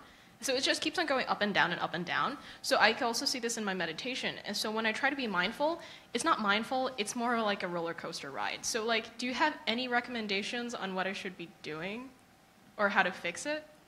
Well, I don't resonate with your experience very much because I think it could be because of giving too much emphasis to this whole idea of having a light nimitta, and in order to get deeper concentration. But that is not really mindfulness practice. It has mindfulness as a component, but real mindfulness practice is simply to be with things as they are without reactivity.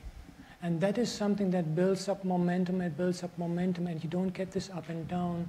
So my personal suggestion would be if you could try to give less emphasis to the cultivation of concentration and more emphasis to just mindfulness, to being with things as they are. and then carry that also from formal meditation into everyday life. And as you carry mindfulness in everyday life and use it creatively in different situations, you will find that it improves your ability, your productivity, your ability to deal with people and with things. And that then gives you the real motivation to practice, rather than the reaching out for a particular experience to be getting through this nimitta, and the not getting of the experience then being a failure, and the whole progress being conceptualized with the view of the meditator who reaches out for appropriate meditative experiences as tools for the construction of the identity of a meditator. If you can look at these points, I think you might find a different experience. Thank you. Can I ask a follow-up question? So you talk about mindfulness, but how do you maintain that mindfulness? Because when I try to maintain that mindfulness, like other things pop in, and I usually like get super ecstatic when it happens, that I easily get off. So it's like it's constantly a push and pull, trying to go back to the mindfulness. Yeah. But so what I suggest first of all is, in the way I teach meditation, is to use whole body awareness as a support. This is Kaya Gatasati. And an embodied form of mindfulness is a key that runs through all of my meditation instructions. And even in this situation, or the two of us talking to each other and looking at each other, we can be aware of our body and have some awareness of the body. And the second thing is that I conceptualize the practice of mindfulness not with this idea of I should be mindfulness all the time and then I'm failing that standard, because that creates frustration, but much rather I conceptualize mindfulness as a good friend with whom I like to come back as often as possible. And that gives a completely different perspective. And I also use the fact that sati in Pali is female to see it as a female friend. And she is my female friend to whom I like to come back as much as possible and be with her. But whenever I miss out on it, it's not something that I hit myself on the head and you missed it, you should be all the time mindful, but just, oh, I missed, but here she is. And I come back. Okay. Thank you.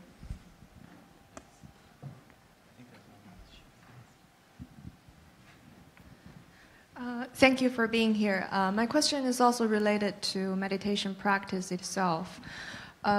So I think I have this assumption that there's many kinds of techniques for meditation, and I, as a beginning meditator, I'm looking for the technique that resonate with my character, resonate with me. So if I tried some meditation that, for example, visualization related technique, I don't felt resonating with it, then I move on to try different ones. And is this a right approach? Should I think about different way that even if I don't resonate with certain technique, I should still keep on doing it? And then that comes like, at what point do I know this is the method I should continue, or should I try a different type? Yeah, this is a question you have to some extent answer yourself. And it is through mindfulness practice that you will learn to answer it to yourself. You will see sometimes that there's something that you feel like it doesn't resonate, and mindfulness tells you, yes, indeed, you don't resonate, leave it. But at other times you may find that I feel it doesn't resonate, but if I look really deeply, I find actually it's just that I'm not really putting in enough time to try it out. And when you check with mindfulness what the practice does to you, and you also get feedbacks from others, from your husband, your children, your parents, your work environment, and they say like, hey, you're meditating, you're as angry as we were all the time before, then you know there's something wrong. If they say like, wow, you're really changing, what's happening to you? Then you know something's going right. So we have a similar question from an online listener. This is someone early in their practice, and they're especially interested in early Buddhism. And so they're asking, do you recommend trying to stick with those early Buddhist texts and practices? And is it a problem to explore other traditions at the same time? Well, I don't, and you see, I really don't want my research on early Buddhism to become sort of like early Buddhist fundamentalism. This is the only right and everything else is wrong. So how could I say for somebody else what they should do? I am simply, this is one part that I resonate with, as my mindfulness has told me and is telling her, and this works for me. But I put it out in a spirit of open source, and everybody has to take their own responsibility and decide what resonates with them. And if it's Tibetan visualization, then that's wonderful. That's so powerful practices. If it is Chan meditation, working with the Korean Son tradition, working with the Hwatu, wonderful, beautiful. I mean, there cannot be one right thing. The only really one right thing is to keep looking inside what things do to us, and that is mindfulness. So I think we can do one more question from the audience here. So. Well, two quick ones, but feel free to answer only one. If you could speak maybe about how your own practice has evolved over those 3 or 4 decades that you've been practicing. I find in my own case, I've been at it now for a dozen years, that there's a tendency for the practice to go stale if I don't take care of, if I don't try to stay at the edge. And the second question about the commentaries and their relationship to early Buddhists, like the Visuddhimagga, if you care to say anything about that. Well, you know, the commentaries are 1.5 millennia closer to early Buddhism than we are, but they're at the same time 1 millennia away from it. So there's this in Sri Lanka, and commentaries are the authority. And in the West, it's like commentaries chuck them out. And I think both are a little bit unbalanced. I find a lot of beauty in the commentaries, but I really like to look and see the early sutras not through the lens of the commentaries, but see them in their own right. And so it is the same vision that I also have for the different Buddhist tradition. I have this interview we did at BCBS with Evan on respecting the different Buddhist traditions, which is up at YouTube, and where I'm trying to say that there's not one right thing. There's simply different formulations of the Dharma. And here in the West, we get these different manifestations, and we can all allow them to stay side by side based on that historical perspective. And so it's not that momentariness is wrong. I need to think in terms of momentariness if I work with the Burmese Sayadaw who comes from the commentarial tradition. Otherwise, I won't understand what this wonderful teacher is offering me. But when I try to understand early Buddhist meditation, then I have to set aside the idea of momentariness, because that is not there in early Buddhism, and so the teachings are not based on that concept. And so in this way, I can hold the Burmese Sayadaw, the Tibetan Rinpoche, and the early Buddhism. I can just allow them to be there on this continuum and try to learn from each based on that clear understanding of the historical background they have. And then with that variety of things, I can also see like, okay, my practice is becoming stale. Why don't I do something that makes it interesting again? Is it really the case that I have to find one single meditation method and stick to that for the rest of my life? Is that really meaningful? Or is it not just that I can find different entry doors to the cultivation of mindfulness? And when I find the practice is becoming stale, that's an alarm signal. Mindfulness is telling me there's something you need to do. Bring in variety. Try to find some way to get things moving again. Do some different practice. Look at different practices, different traditions. With that flexibility, and that flexibility itself is mindfulness. It's mindfulness that tells us stale. Mindfulness tells us this works, this doesn't work. And this is what we have often in the suttas, even according to the suttas at the time when the Buddha passed away. How can you become self-reliant, an island to yourself, by relying on the Dhamma, taking the Dhamma as your island and refuge? By satipatthana, by mindfulness practice. This is what tells us, no need to ask somebody else, what should I do, is this right, is this wrong? Checking with mindfulness, and we know ourselves, we become our own masters. So again, it all boils down to mindfulness. And we can conclude with that. Thank you very much. Bhante, thank you so much. It's a pleasure and a privilege to have you join us tonight. And Professor Hallisey, thank you. We're so fortunate to have you join us. It was wonderful to have you with me. And everyone, thank you so much for coming. Till next time, thank you.